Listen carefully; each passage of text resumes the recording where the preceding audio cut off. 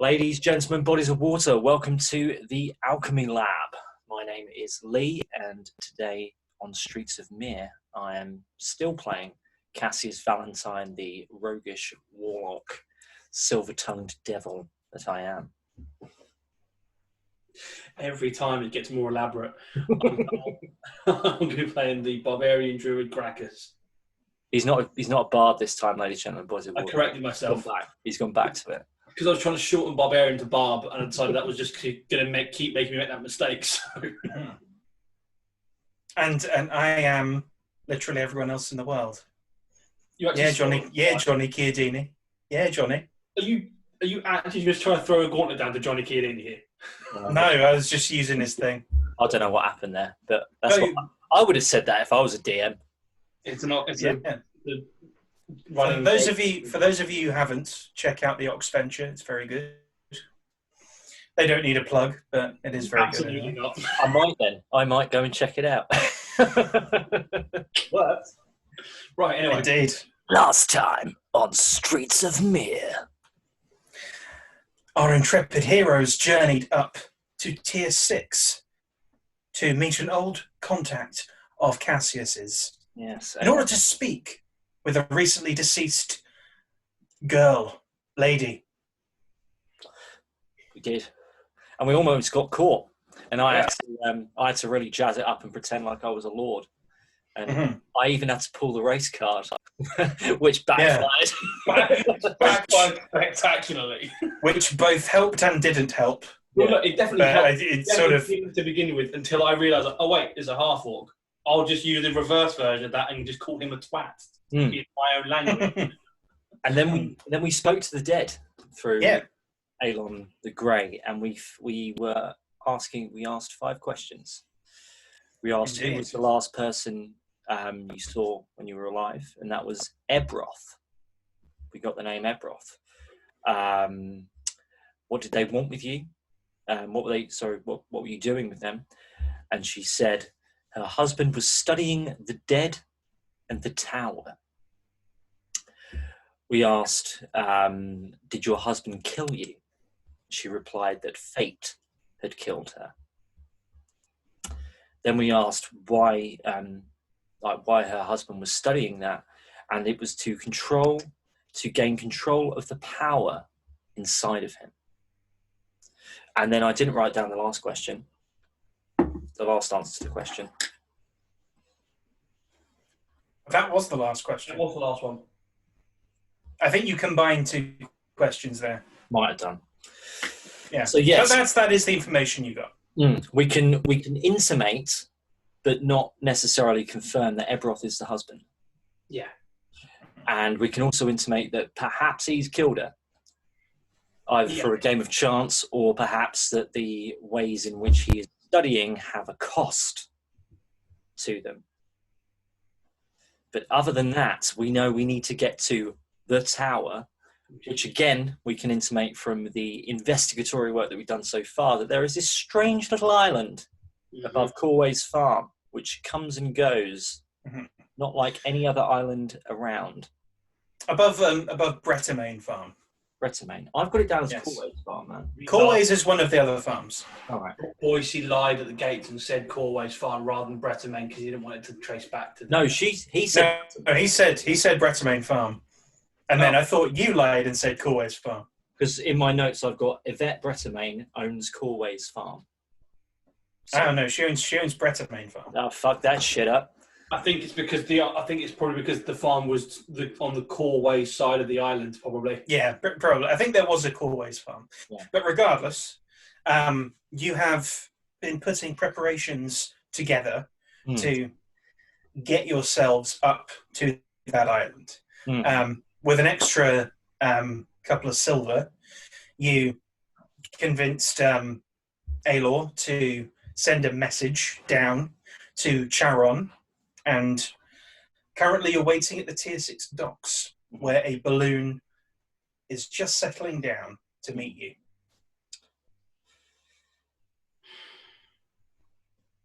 I noticed you weren't very au fait with the whole dead thing there. Graccus. Now, hopefully we won't have to speak to any more, but we may need to kill some more of them. You seem much more adept at that, but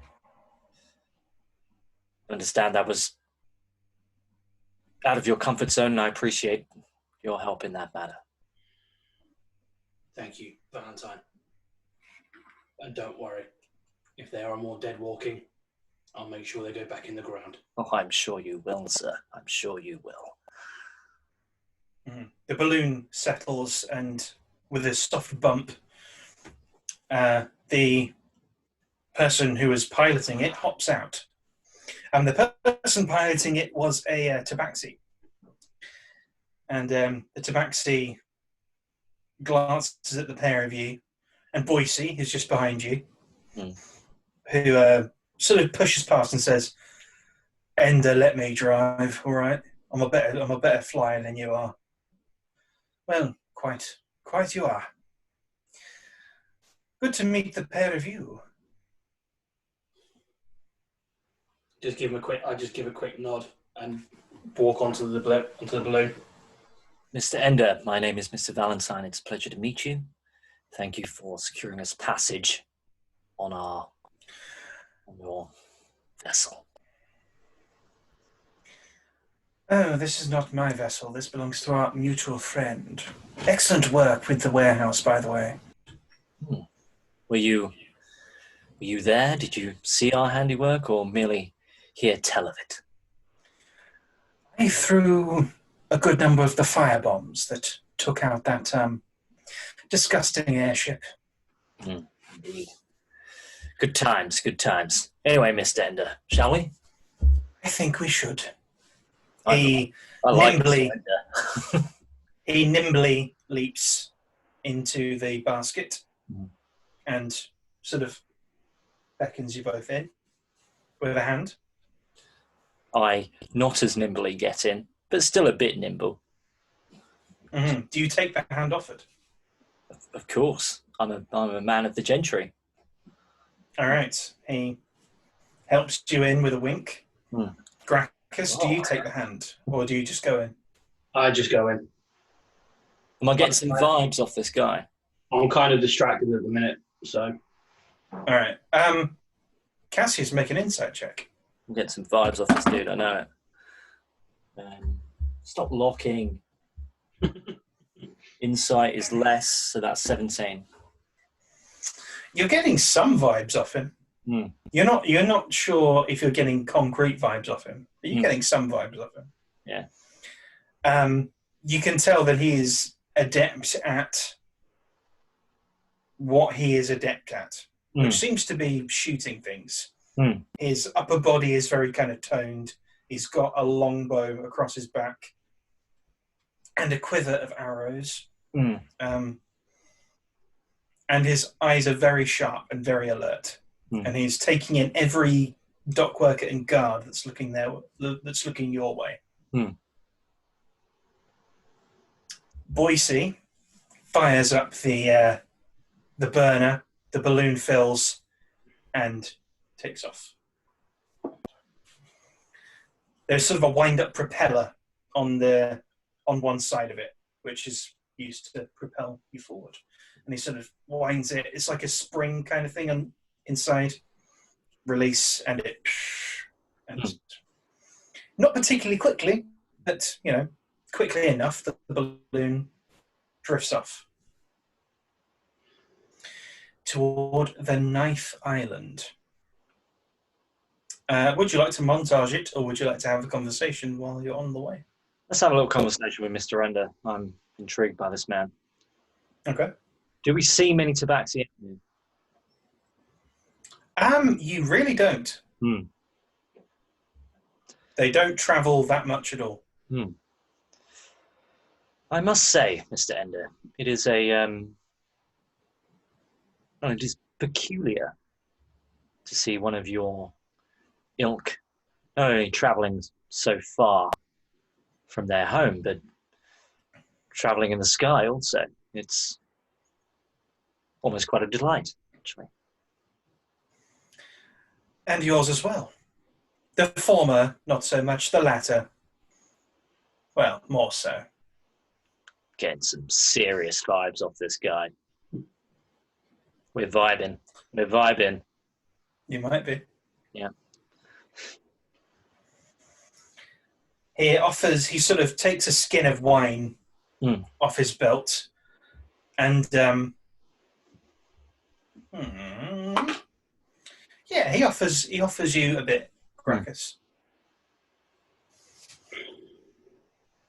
Warm the cockles. I'll pass, thank you.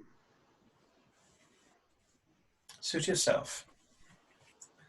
Mr. Valentine. Indeed, I will warm my cock also. Getting square in the eye. I'm going to vibe this man. I'm going to vibe him back. A small stick, always maintaining eye contact. Then I give it back. He takes it back. How else do you think of information, Carl? Jesus. It's the easiest way. No. Screws the cap back on, hangs it on his belt. And Boise is just rolling his eyes, just, all right.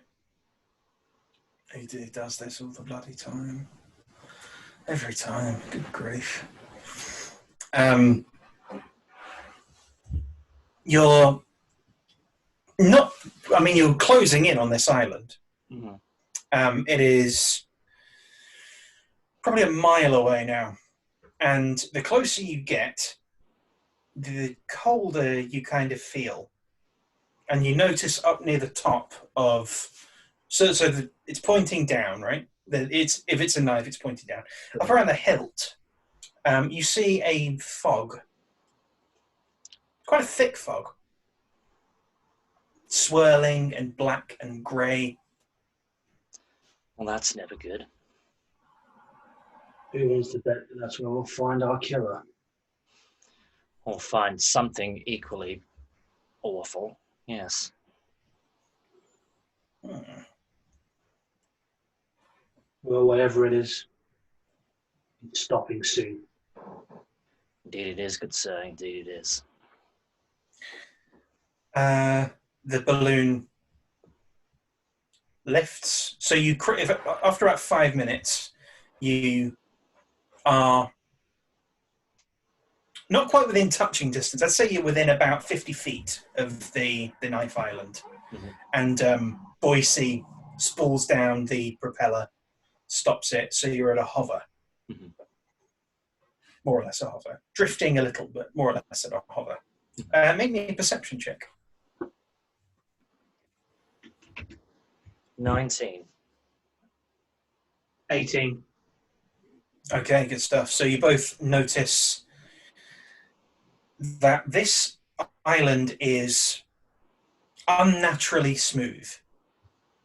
It is, so the sides of it, you see sort of ripples, and you see that it's, angular and fairly jagged to a degree, but not as much as the other islands. It's not rocky. It's almost like one continuous piece of something very dark and almost glass-like. You're pretty sure it's obsidian.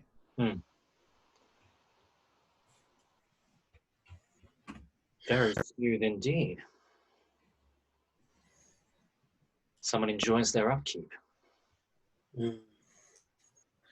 Neither of you have seen this much obsidian in one place before. It's usually in sort of eldritch kind of jewelry, or very, very, very, very wealthy pendants and that. You'll have seen plenty of those, both of you. You said that the Zairs were third and fourth circle, right? Yes, mostly third, some in the fourth, yes. I would be, I'd say it's safe to assume they have the money to function this. Oh, no. This is a lot. Well, I've been at it a long time. I think this has been co-opted rather than created by them. If indeed it is for them. Mm. Well, either way, we need to get in. We're going up, lads. Indeed we are. All right. Well, should you find anywhere that's maybe a little less foreboding, that may be better for all of us. All right. I mean, I can spool up the propeller and maybe take us on like a spiral, like that. Mm-hmm. See maybe if there's an opening or somewhere a bit less. Do we really want to less? do that for too long? We've made it here without being detected, as far as we can tell. If there is something here that's messing with the power to create a whirlwind of fog, do we really want to linger and let it find us here? I was just making a suggestion that if you just want to go straight up, we can go straight up. No, boys, I'm just thinking out loud at this point. Well, I don't know what we're dealing with here, Valentine.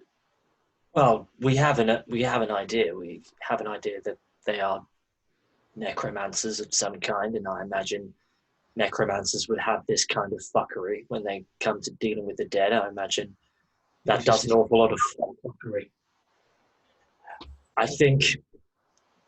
How long would your spiral take, Boise?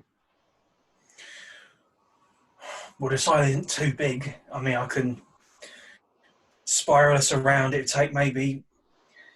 I mean, if we want to be fairly quick about it, and I think we do, then I can get us up on a spiral in about 10 minutes or so.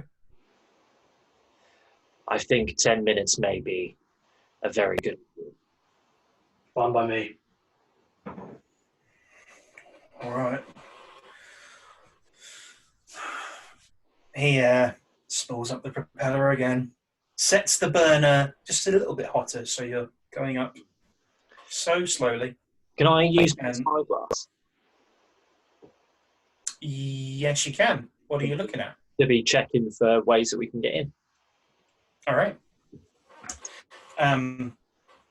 He lets go of the propeller and it starts to take you around. Mm-hmm. You hear the telltale sound of like a sail dropping from below, like basically a sail like rudder. Mm-hmm. And he kind of cranks it round, and the balloon starts to slowly work its way up. Make me perception checks. Oh, nice, 25. Oh, Jesus, 22. Okay, so as you go up and up and up in a spiral, the surface of this thing is unbroken. It's almost baby smooth. It's literally just one long piece of what you're now fairly certain is obsidian. Mm-hmm. The way it reacts with the light as you move around it, it's almost certainly obsidian. And you see through the surface of it is almost unblemished. There are you notice a few cracks in it, and you swear below you are seeing some kind of green energy. You're not entirely sure what it could be, but you just see flashes of this green energy going through it. Hmm. Ender knocks an arrow. Mm-hmm. He's got his bow sort of held fairly loosely in his hand, but he's got an arrow knocked. His fingers are right on the nocks, and he's ready to fire a snapshot if needs be. I will follow your lead, Mr. Ender. It appears you're... What colour eyes has he got? They are purple, like the sky. It appears your serpentine eyes have seen something I haven't. I will follow your lead. I fear it's less my serpentine eyes and more my gut. I don't mind telling you, Mr. Valentine, that I fucking hate this. Yes, I don't think it was any of the afternoon that any of us would have cared for. Apparently not. The more we get this shit done, the better in my book. Yes, and the quicker we can get on to more enjoyable things. The balloon begins to buffet ever so slightly as you pass into the fog. Mm-hmm. It's just buffeting more and more and more the higher you get. Mm-hmm. I just grab one of the rails near me. Mm-hmm. Are we okay? Yep. I have no idea what this is. It's like crosswinds. Can you see anywhere, Boise? It's getting thicker. I can't see anything. We may need to find somewhere to land sooner rather than later. It's only going to get worse the higher up we go based on this. Indeed. And it is getting worse and worse and worse. You're struggling to keep your feet. Okay. And then the fog lifts. Almost like a bubble just goes boom and expands. The balloon disappears from the fog. And you are right at the top of the island.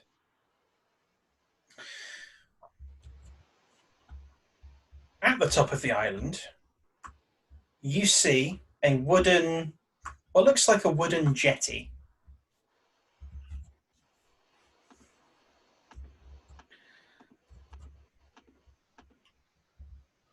There we are. Oh, I need to do this as well. Okay. You see a wooden jetty that reaches out from the fog invitingly to the balloon. Boise looks at the pair of you.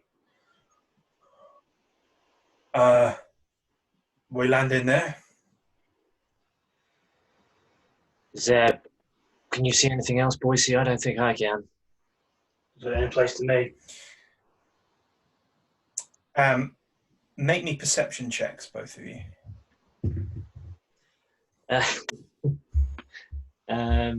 17. 10.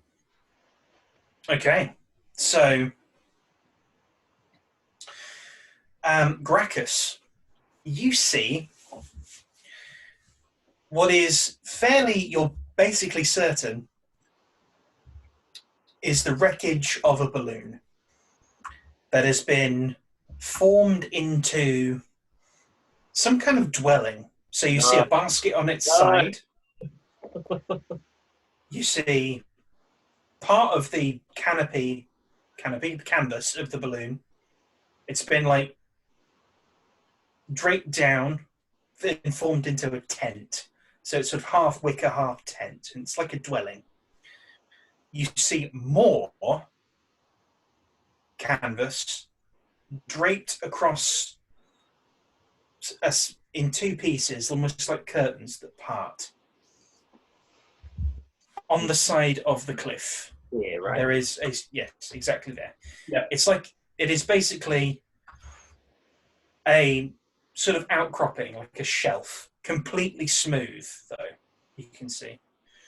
And both of you see the three zombies tilling what looks like a small farm. I mean, very, very small, open air. They look like they're sort of working the land. They're dragging farming tools up and down, back and forth in rows. Mm-hmm.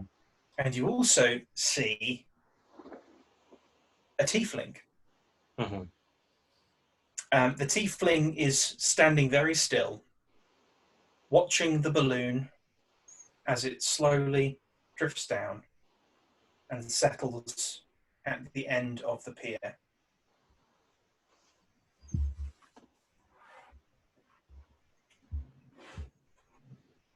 And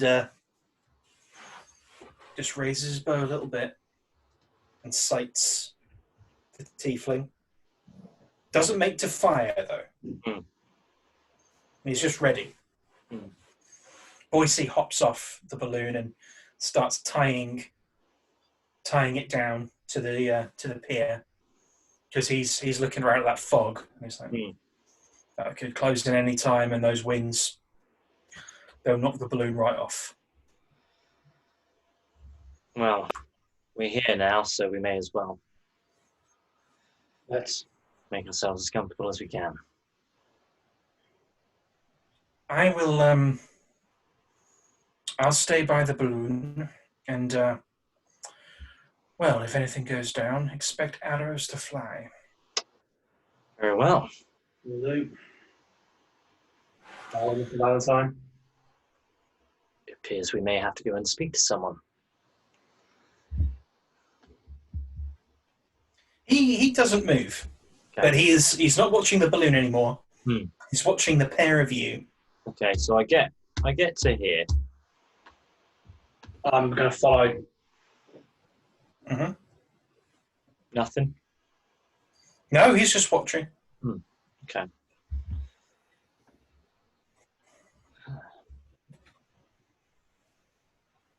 How much ground can you cover in a pinch, Graccus? Full speed. Full speed.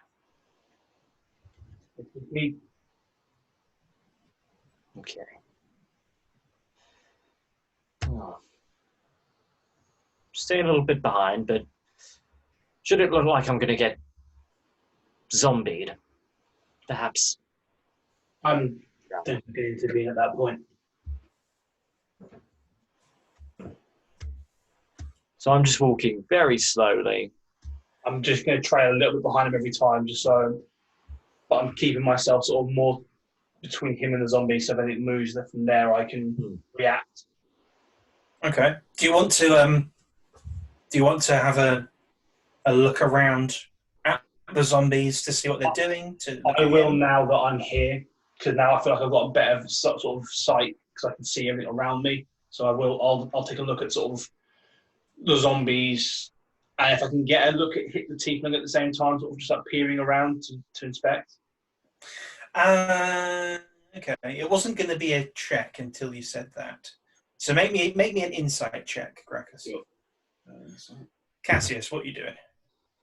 I'm just sizing up this tiefling. I mean, I think from what Cassius has seen thus far that there are zombies tilling the fields, and I have walked up here. I'm going to sort of use his passive, basically, perception and insight to see that there's no immediate threat, and I just need to be keeping my eye on this tiefling as to any movements, any change in demeanour as I approach him. In that case, make me an insight check as well. I rolled a 10 for that, by the way. Okay, so... You go. Mine was shit. Don't worry. What was it? It was an 8. All right. So, Graccus, the zombies have not reacted to your presence at all. They're just continuing to till the field up and down, very, very slowly. When you look around at the tiefling, you see that he is... It's like he was expecting you, almost. Right. He's looking at you both. He doesn't seem hostile either. He's just standing and watching.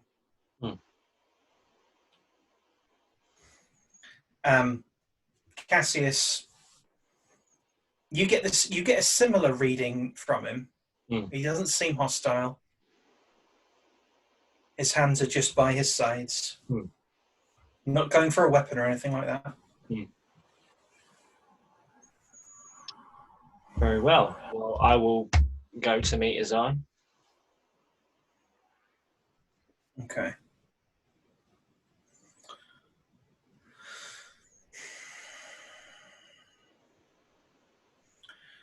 Well,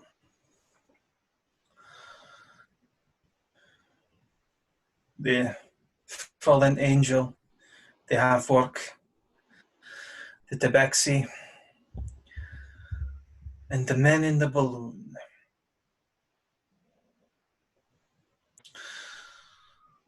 Yes. Exactly as it showed me. Exactly as what showed you, Mr. Ebroth. Ah, Ebroth is my name. well, pleasure to meet you, Mr. Ebroth. My name is Mr. Valentine. Cassius Valentine, yes. Ah, indeed. And your friend keeping his distance is Graccus Foebreaker. Oh, it appears whatever has shown you, whatever it has, can show you many things. This is very interesting. It showed me that you were coming here to kill me. Well, I imagine that depends on our conversation, does it not, Mr. Ebroth? I wonder if it does. I certainly hope it does. You hope it comes to that?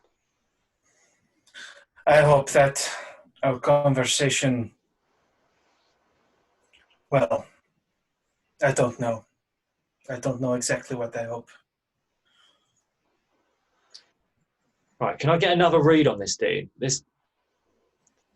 Yes. So Cass is like secretly is like, what the fuck has this guy got? This is like catnip for Cass. I have seen all of these things. This is like he wants this. Yeah.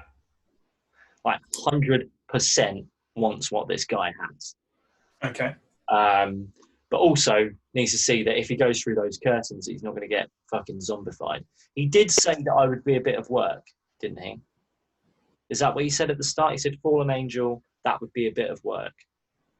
He said, fallen angel, the half-orc. I thought he said that. It's a backseat. So I wasn't sure if he like I'd be a bit of hard work to make into a zombie. Okay. So he's just fine us all that. Well, Mr. Ebroth,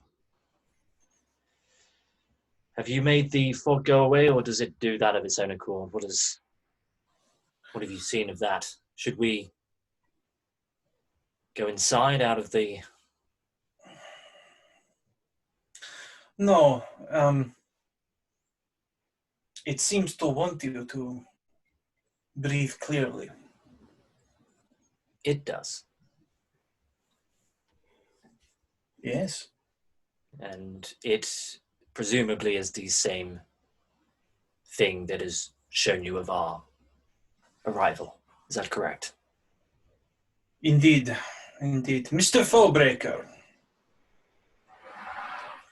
please join us. So I slowly turn and walk over. That's better. How... I must know how you came to find me here. The half-elf woman.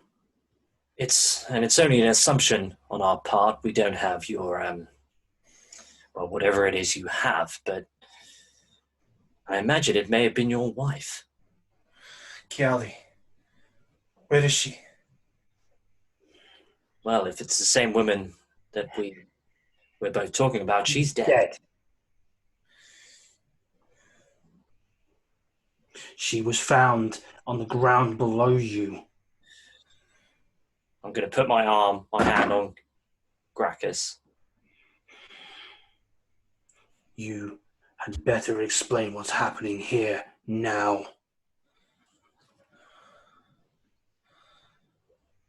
I feared. I dare to hope that she just... I dare to hope she maybe took a balloon and left. Or left some other way. No, she left the final way, Mr. Ebroth. Looking quite like your farmhands behind us.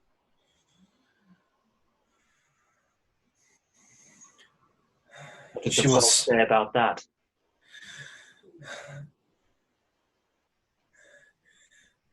She was turning when you found her. No, I did not do that. No. What are you doing here?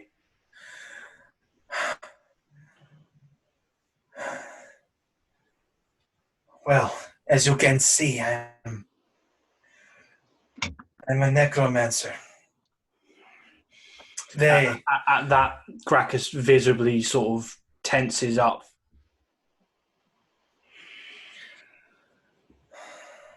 My helpers, you see.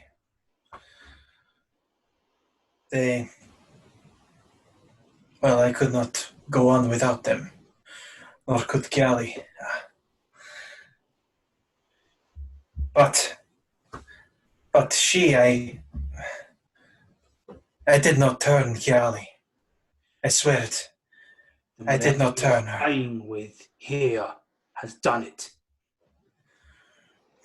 There is a reason the dead should stay dead. Mr. Ebroth, could you give us a second, please? I will.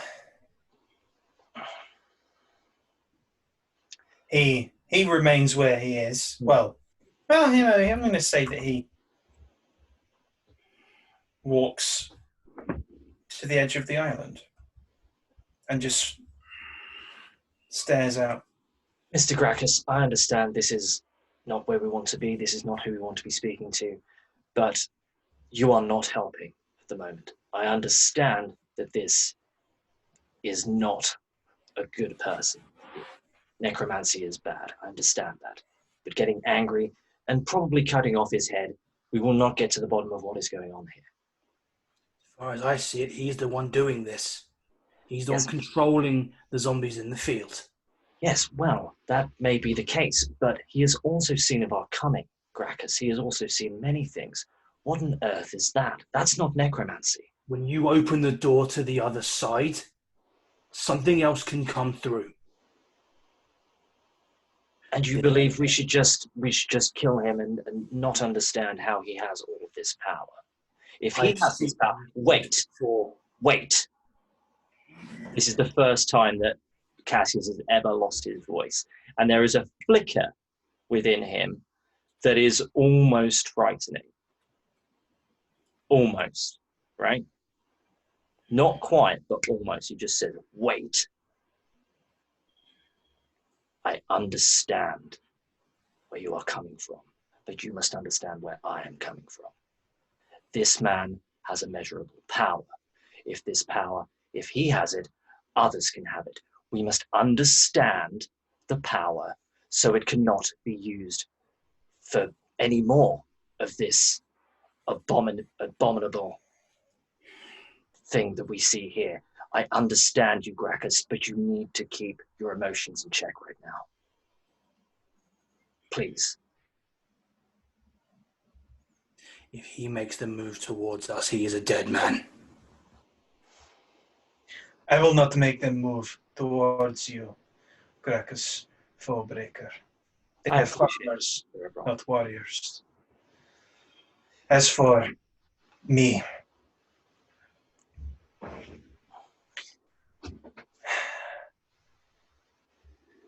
I understand what I am. I understand that it is not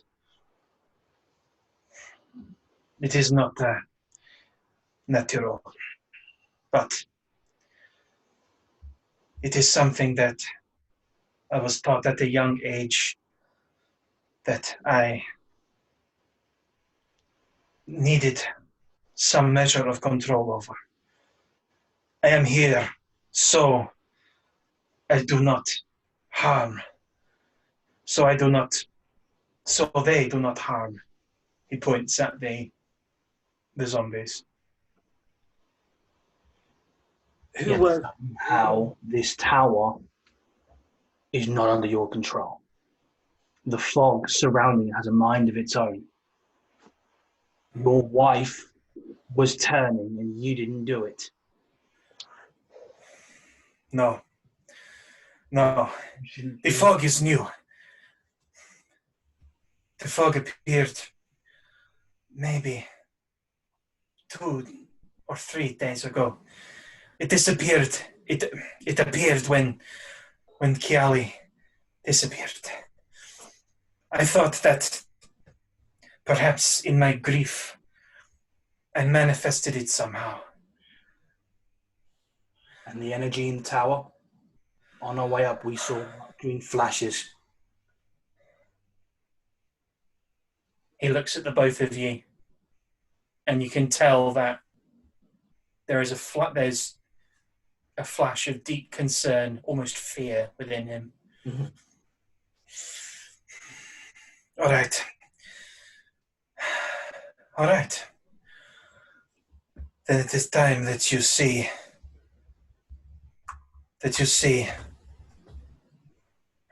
Come. He pauses at the. He pauses at the tent, the flaps to see that you're following him. You are? Yep. I make a very overt gesture, putting my hand on the grip of my sword. I'm not drawing it, but I'm making it very clear that if I don't like what's coming on here, this might not end well. Oh, I get the distinct feeling that sword is going to be no good. Come.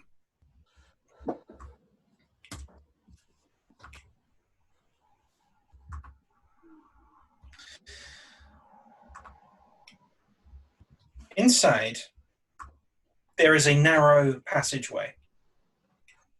Narrow obsidian passageway. It's almost a cleft in the rock. At the end of it, there is a door. A circular, sort of a round door, like that kind of thing. Where is that damn tiefling? There he is.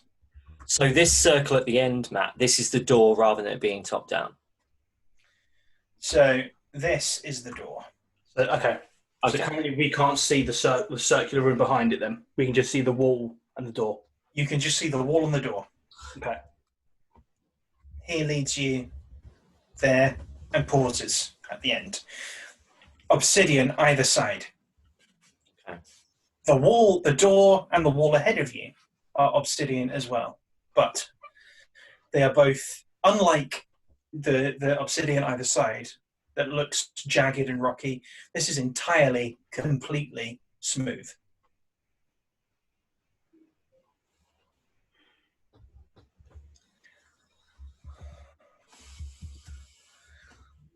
I sort of say under my breath, like reiterating what I said earlier. Co-opted, not created, Graccus. This is all.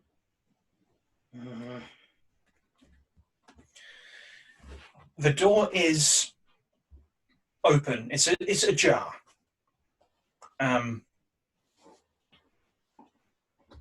He slowly opens it and steps inside. I am totally following. I'm staying in the doorway. I'll be stood next to him. In front of you is an entirely, just like the walls outside, completely smooth circular room. The floor is tiled with rounded tiles, but they're worn and cracked with time. It seems like things have shifted and cracks have appeared. In the middle of this room, this circular room, is a jagged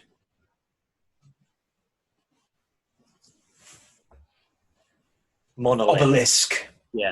obelisk of obsidian. It reaches up with the room. It stops just below the ceiling, and it is about 20 feet tall. The room is about 25 feet tall. Make me a perception check. Or an investigation check, even better. Both of us? Both of you. That's my good one. 21. Mm-hmm. Are you using the spyglass?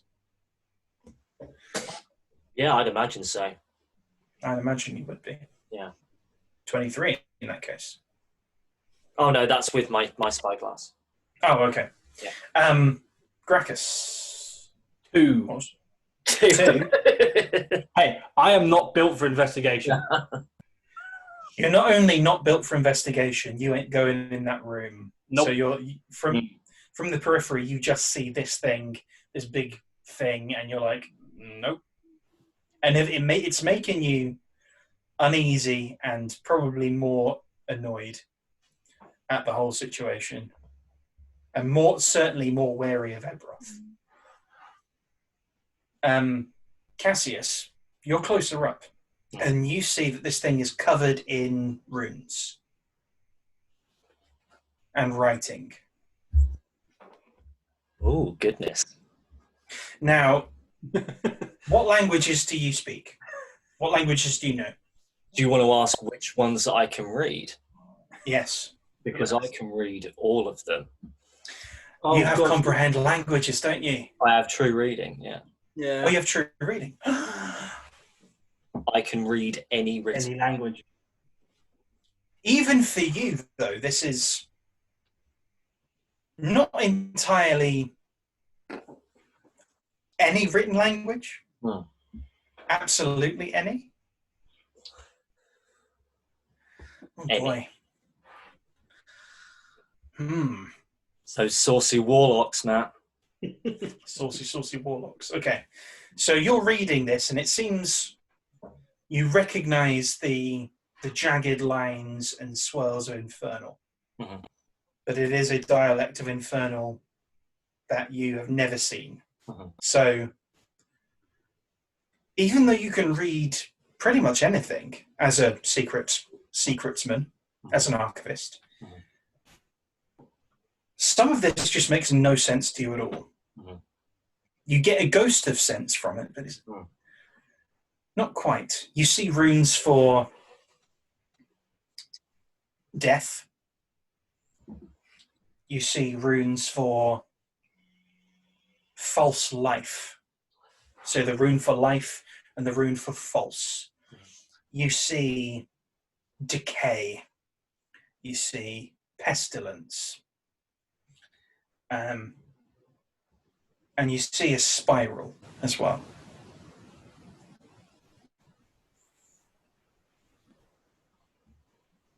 Okay. And you see these runes, you only see one spiral, and it's out of place to a degree where you think to yourself, so this means this, I imagine this means something. It means something different to the rest of it. But the rest of the runes are very much focused on death, pestilence, false life. Do you understand these runes, Ebroth? Some of them. Yeah, Infernal, I am a tiefling. Infernal is my language. But some of it is old, very, very old. And that's not Infernal, he says, pointing at the spiral.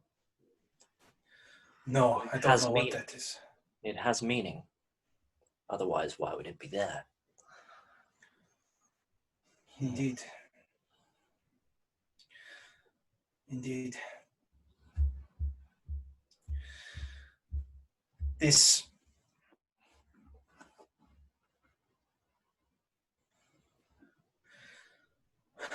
since I opened the door, since Kiali and I opened the door. I have had dreams. I have seen what is to come. It is unsettling.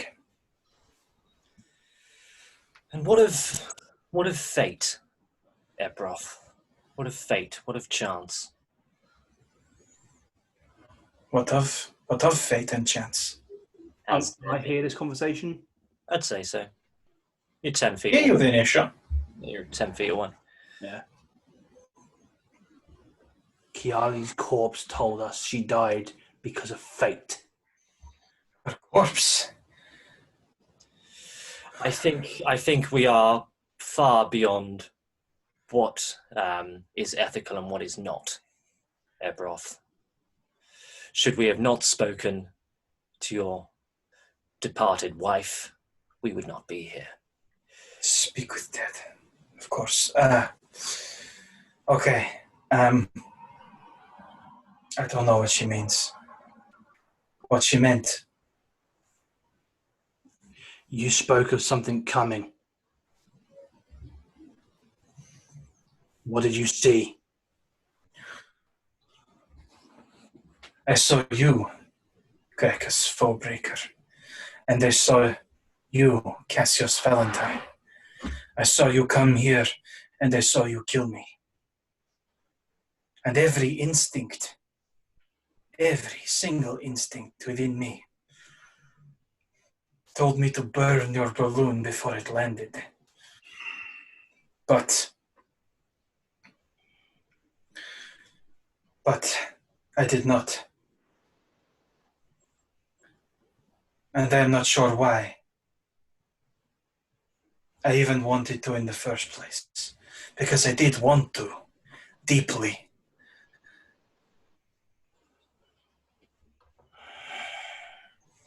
How did you find this place?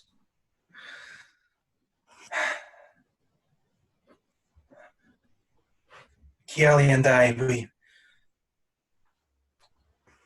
when it became clear that I needed to isolate myself, Kiali came with me, and we traveled for years,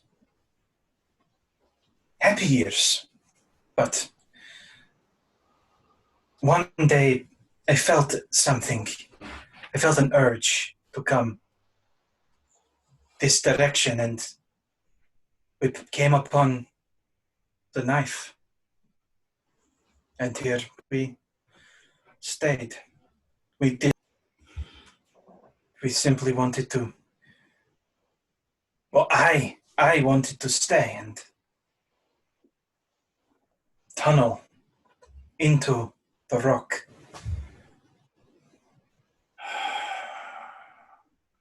The closer, the more I tunneled, the more it seemed like the answer was right there. Until we found this place. What? You were Lord here. Among our people. We live near the void. There are creatures that we tell stories of. They can beckon those who are sensitive to them, draw them to places, help, and then use that sensitivity to help bring them into this plane. This tower is old. Very old. It's here for a reason. And if you're not controlling the fog or the energy within it, something is. The fact that you came here and you didn't want to leave, and that now your wife fell from this, and yet she claims she was killed by fate.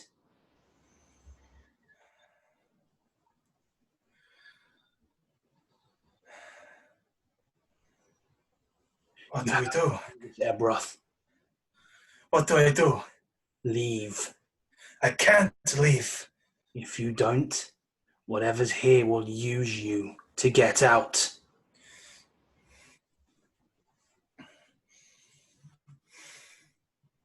Have you touch this, Ebroth? No. I've wanted to. Every time I come in here, but I have not. Something in here tells me not to. Every time. And what is going on in Cass's head at the moment? You're very curious about it. Hmm. Everything. This is. I mean, everything it's been doing. The precognition is really tickling your cockles.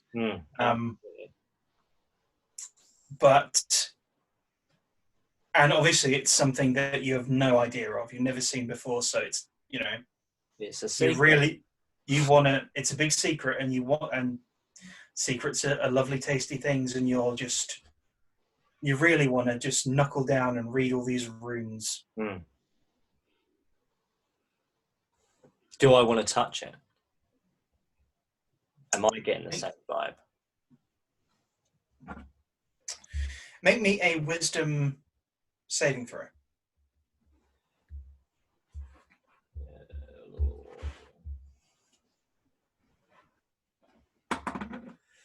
13. You really do. You really, really want to touch it. And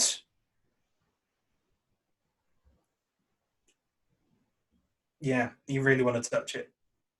We need to leave this place. Now. I think he's right, Ebroth.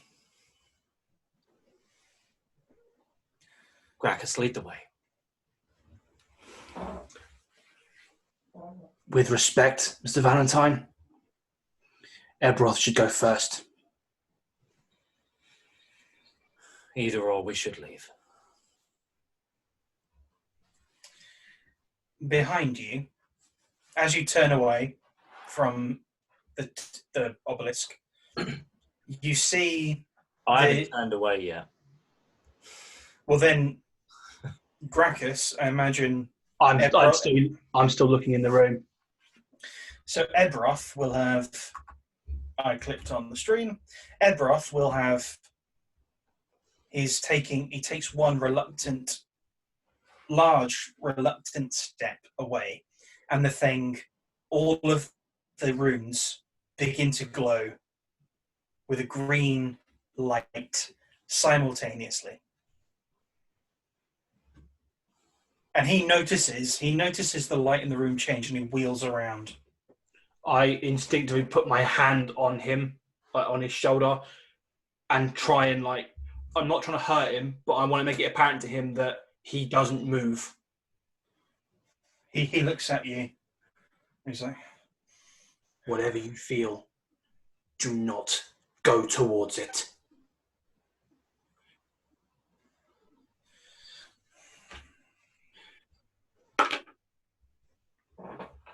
He nods at you. All right, I won't. Cassius, we need to leave now. I'm going to take a step closer.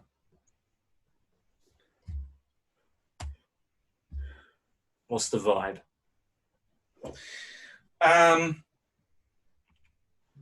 You can feel the air around it is thick and humming with some kind of power. You're within touching distance. Make me another wisdom saving throw. That's another 13. Almost by itself, your hand just reaches up. Any chance of me being able to rush towards him and grab him? There might well be. I mean, what is it you want to do? I'm assuming I'm seeing his hand raised towards it. Oh yeah, you're switched on to this. My instinct is I want to grab him by the back of the collar and yank him away from that thing. Strength athletics. Can I fight against that? Because I really want to touch it. Well, I don't. He does. Yeah. You really want to touch it. Yeah. Touch my obelisk. Goodness. What was that? I rolled 23. Woof. Hey, I'm built for strength athletics. So what Cassius. What did you want me to do? Strength athletics. Oh.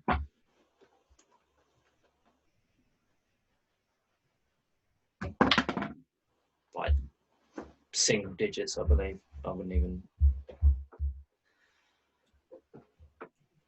What was it? It's going to be a lot less. There's no way I'm going to beat that. All right. Well, Graccus, you yank him straight backwards, and as he does so, your head just clears. So, oh.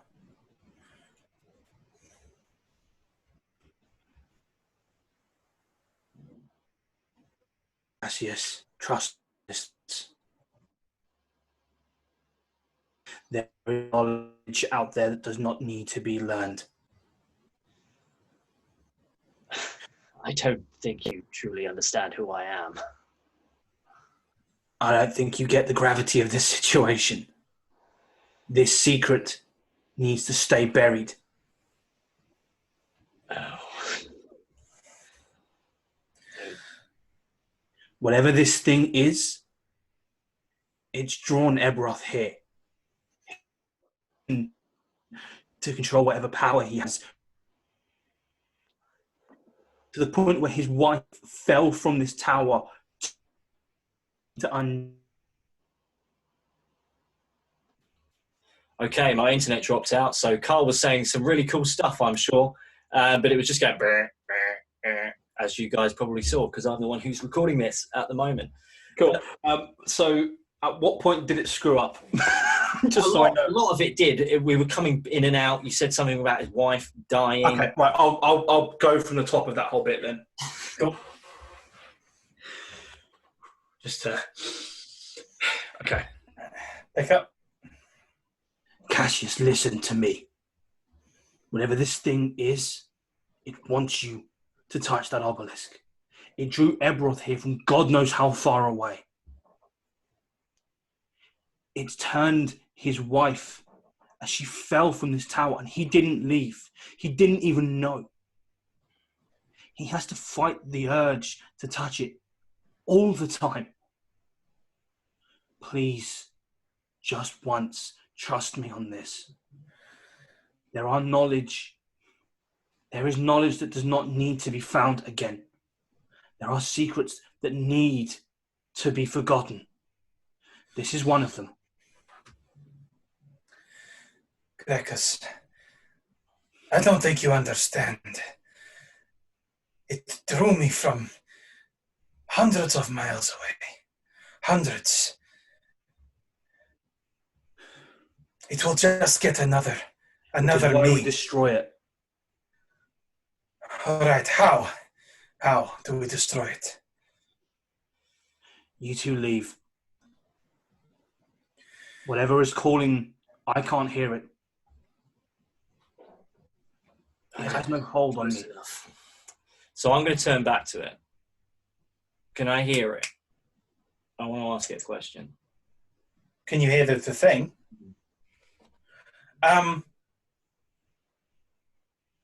You can hear it. I don't know if it can communicate with you necessarily. But you can. Let's see what happens. Ebroth, ask this thing about fate and its games of fate. What happened to your wife? Let's understand this.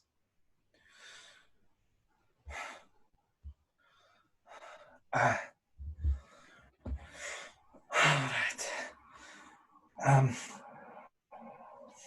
He clasps his eyes shut. You see energy glow in his hands.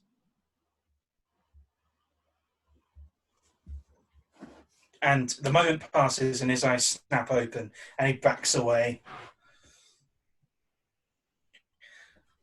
Or does he? Yes, he does. He backs away.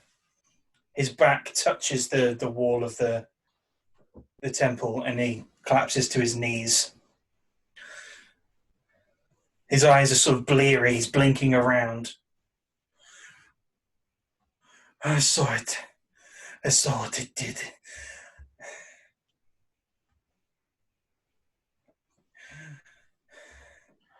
One of the dead.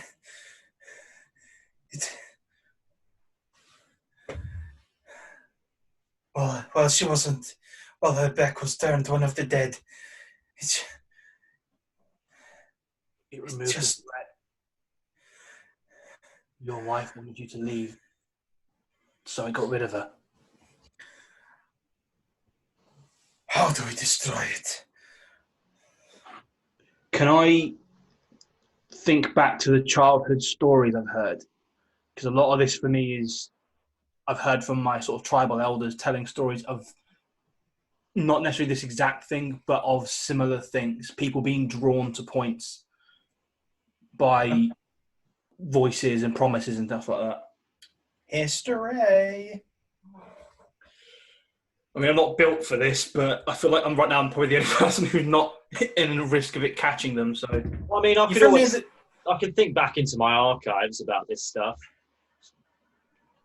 Probably you could assist. I want to touch it, but I can. So you can assist with it. You can put your heads together and assist. Cross-reference. Okay. What did you get, Carl? I got a 9. I got double that, so that's good. Good. Okay. Like I said, I'm not built for this. So you sort of, you move away from it, you put your heads together, you get an idea between the knowledge you both share, that things like this that draw people in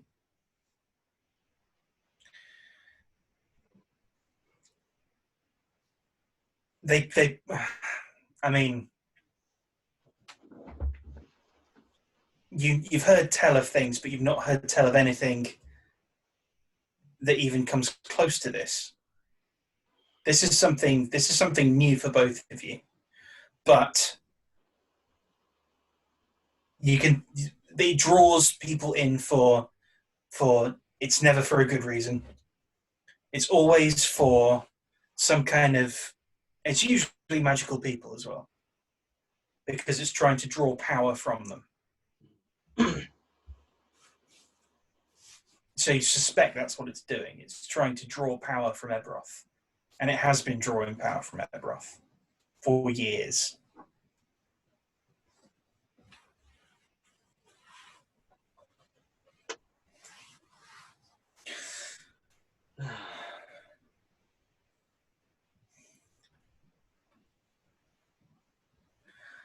Obsidian is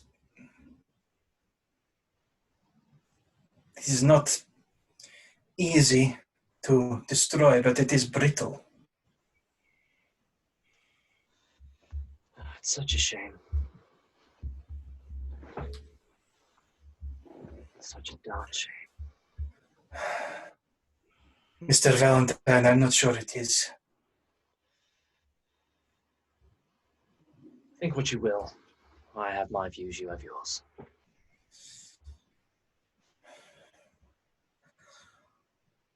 I don't know what was making me not want to touch this thing. Maybe it was part of my subconscious. The memory. Survival. It could be. It could be. It could just be survival instinct. I think touching this thing is a bad idea. Ebroth, go outside.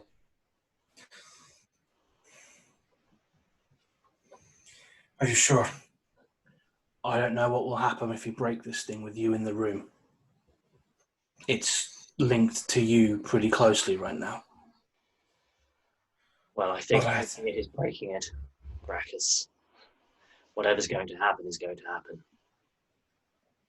He looks between you, and he seems to defer more to you, Graccus, and he goes. He just steps outside the door. He's still looking in. Cass, Yes, Graccus. can you stand by Ebroth for me?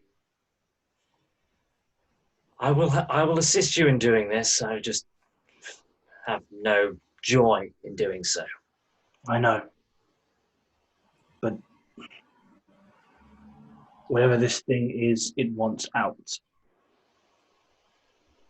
Yeah, I'm not going to hit it while I'm stood next to it. I'll come and stand here. So I draw my greatsword Mm-hmm.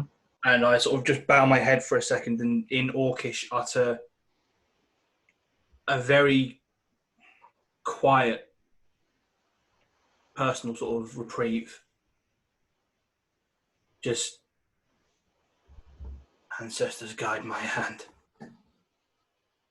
Let this thing be gone when I am done. And walk forward. Hang on. While he does that, I'm going to Eldritch Blast it right in the spirally bit. We don't want to get too close to this. But there isn't. That's fine. But I can't hear it. Yeah. So my logic is, if I can't hear it, I can't. But cool. I'm not going to stop them doing it because I didn't know you were going to do that. So You Eldritch Blast it. Mm-hmm. So this is before I've done anything to it, Before as it's gone up. I'm walking up. All right. I don't think you probably need to roll this. I think. All right. I think it's just it's just an action, a cantrip action. It's a hit, isn't it? So Yeah, it's a to hit. Yep. Roll it.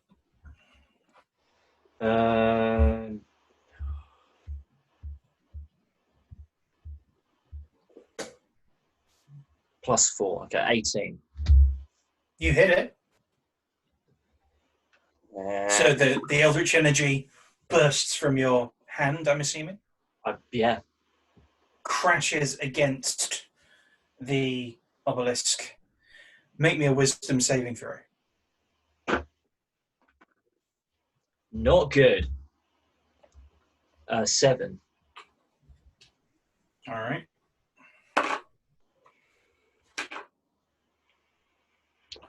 You take 16 psychic damage. Yikes! Ow!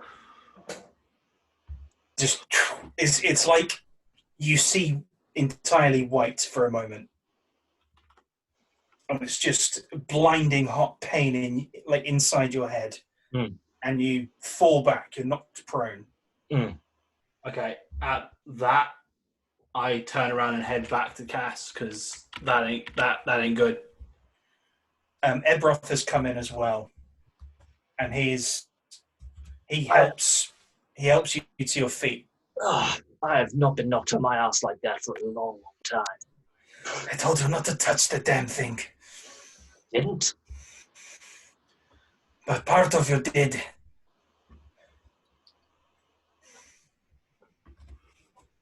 If we're doing that, if we're going by any extension of ourselves, Graccus, I think touching that thing with your thing is going to be equally painful. Yeah. Let me tell you, that was severely painful. Yes, direct contact with a sword. It would not. It would be bad. It would be as bad as that. Right. So I want to look around at the walls around us to see if there's any indication, like a weak point or cracking in that. I know the tiles on the floor are cracking, Mm-hmm. but I wanted to see anything in there that I could fracture or break or anything like that at all. Investigation. Great, 13. The walls are, again, like the walls of. I mean, they're smooth. They're smooth. They're round. They're completely unbroken by crack or brick. It is like one. It's almost like a laser tunneled this out.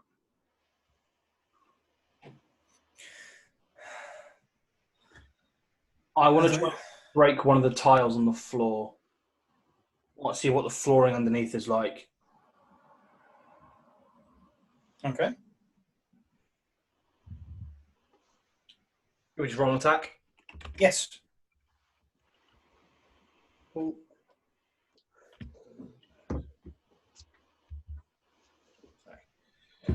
Before you do, Yep. make me a perception check. Before, yeah. Both of you. Nat- Cassius, make it with disadvantage. Okay. nat 20.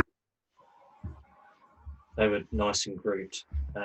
Sorry, what was it? Perception? Yes. They're 19. Graccus, what was yours? Natural 20, so 23 total. Before you have your sword in your hand and you raise it and you look at the floor and you see that green light is bleeding from between the tiles and through the cracks in the tiles. And it stops you because you think, oh, okay, this is spread. It's to spread from that into the floor. It's growing more powerful.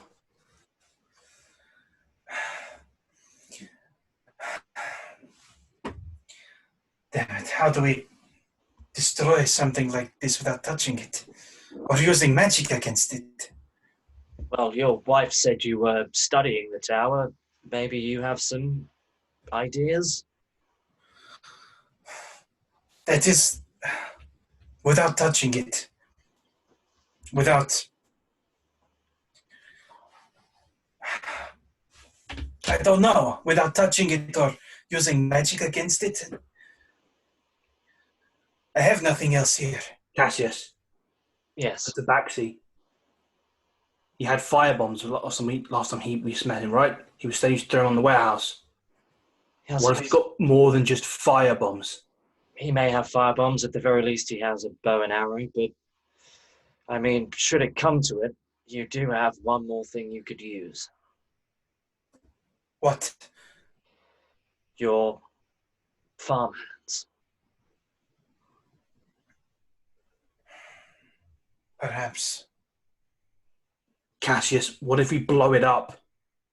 That would be a fantastic start. Should that not work, or should they not have any, then I think we're fuck out of luck.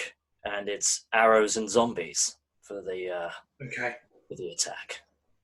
We need to head back outside. Very well. So I'm ushering them two out because I'm still conscious that they are, if this thing's growing, its ability to talk, to grab their minds might be there as well. Okay. But I want to head us back out to here. Perfect. You absolutely do that. And Ebroth turns to the three farmhands and closes his eyes, and the three of them look up and they make their way. I'm just going to delete them. They make their way over to you and, seemingly deferring to him, march down the corridor. You watch them go.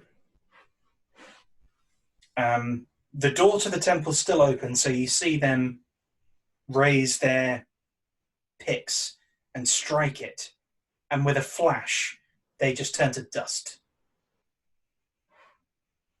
Well, let's hope he's got fire bombs. Yeah. I sort of head over a bit and call out to Cassius. What was the guy's name again? It was Edrin, wasn't it? Ender. His Ender. name is Ender. Ender. I call it Ender. The Tabaxi hops out of the balloon and jogs over to you. He doesn't have a counter because he didn't exist before we started this session. Fine. I have a favour to ask. Oh, yes. And what would that be? Do you have any bombs on board? Bombs? Yeah. You had fire. You said you had fire bombs when you attacked the warehouse. Well, I believe we do. Yes. Not many. I mean, I have one firebomb. Wait. Boise. Firebombs. How many? We have 2 firebombs. What do you need them for exactly? There's something inside that tunnel that I want to blow to Kingdom Come. Ah. With firebombs? I was hoping you had just traditional bombs. Well, that's the problem. We have firebombs. They are essentially glass jars that you light and then you... Yeah, I appreciate. What is it? I'm assuming this thing is made of obsidian, as all of this is. Yes, it is. Well, you can work obsidian. Can you not just hack at it? We tried that. Cassius took something that put him on his ass. And the 3 zombies were turned to dust as soon as they touched it with a pick. Right. Hence, Right. blow it up. Well, obsidian's quite brittle, as I said. I mean, is there a way to... I don't know. Snap it? What do we have to work with? I'm going to start scouring in the tent and wicker basket from the fallen balloon. Okay. To see if there's anything in there that, like, rope or... I mean, I can see that there's rope because of how it's tied, but just something that will let me essentially just try and snap this thing in 2 by wrenching it off if I have to. I mean, I've got rope. Yeah, I was just trying to hope there was others. There might be something a bit more robust in the ruined balloon, but I guess not. Well, I mean, the ropes that have tied it all together are the ropes that were attached to the balloon before it was turned into a dwelling. Pretty good rope. Strong rope. Okay. Right. I'm going to rip all of that up and then march back into the temple room. Okay. I'm not going to switch the maps. That's fine. And I'm going to basically just try and wrap a load of it around the obelisk, and probably might not work. Essentially, try and physically just wrench this thing out of position. Okay. Okay. So, wrapping the rope around it, you do that without much of a problem. Pulling it, though, is somewhat of an issue. You're probably going to need assistance.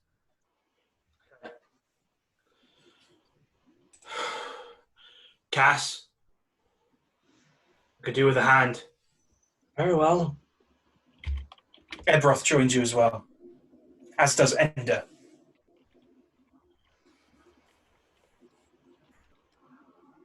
On the count of 3, everyone puts everything they have into this. Right you are. Okay. Right. Roll me strength athletics. 9. 25.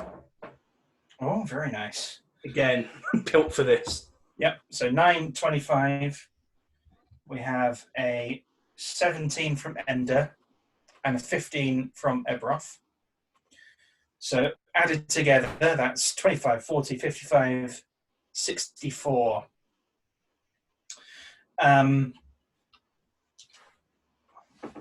you're pulling with all your might, and you can hear it kind of creaking a little bit, but it's just not quite enough. And then you feel something else pull on the rope. And you glance around and you see that Boise has taken off in the balloon and has attached the rope to the balloon. So he's spooled up the propeller, and he's like essentially gunning it away from this obelisk. And with his strength roll augmented by the balloon of 26, the obelisk snaps. Make me wisdom saving throws. Natural 20. Could have used that the fucking first time. Yeah, not 5 for me. Okay. Okay, so Ender rolled an 18. Ebroth rolled a 3. So, you both take... Oh, Jesus. You both take... Well, how many hit points do you have? I've got 37. Okay.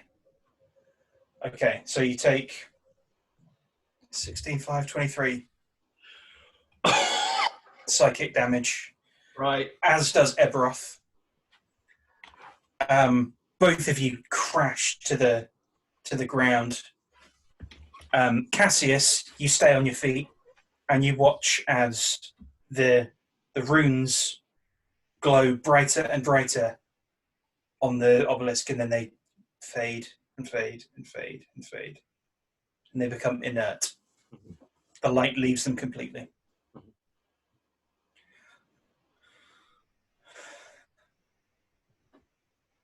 Ebroth gets to his feet slowly. And Ender helps you up, Graccus.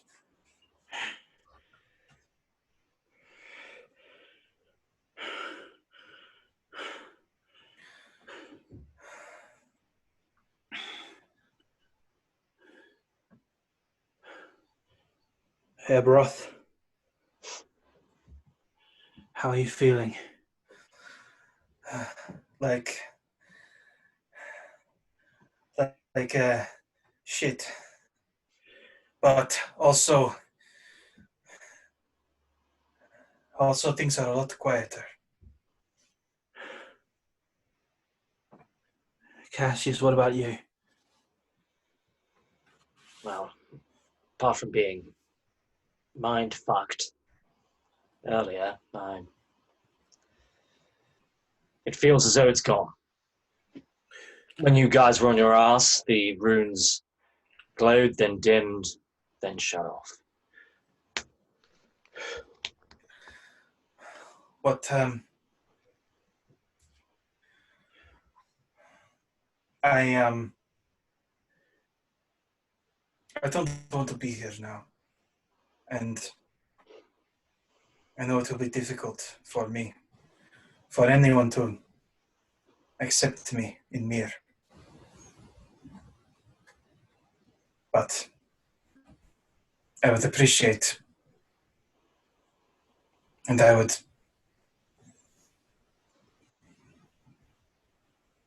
don't know. Come with us. We might know someone who could at least help you find somewhere to stay.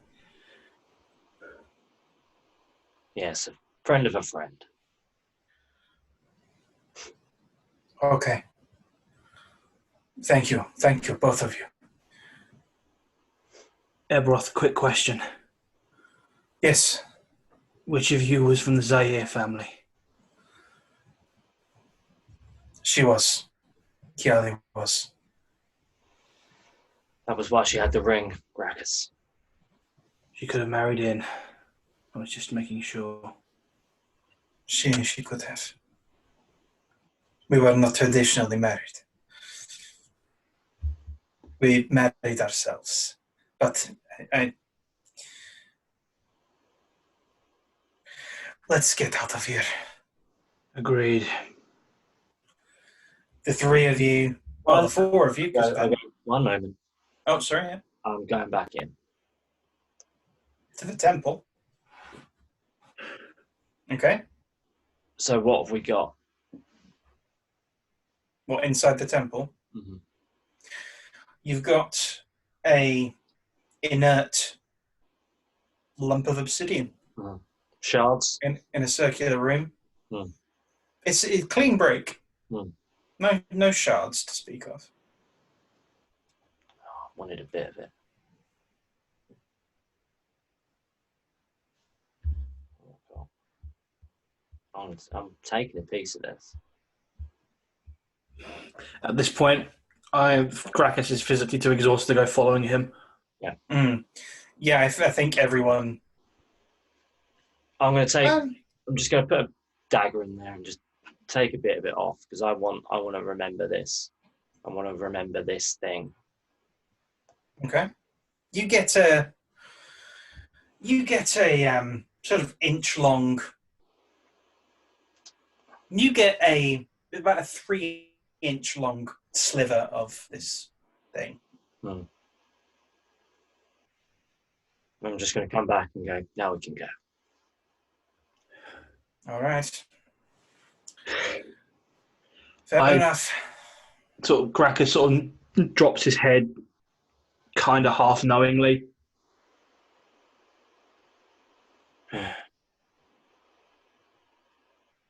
Okay. In the balloon, it takes off. The fog has completely dissipated now. It's turning to evening. And Ender looks at the pair of you. I shudder to ask, gentlemen, but is this how these things usually go? It would appear so, yes.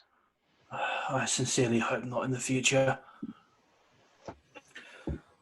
Well, will you take some wine now?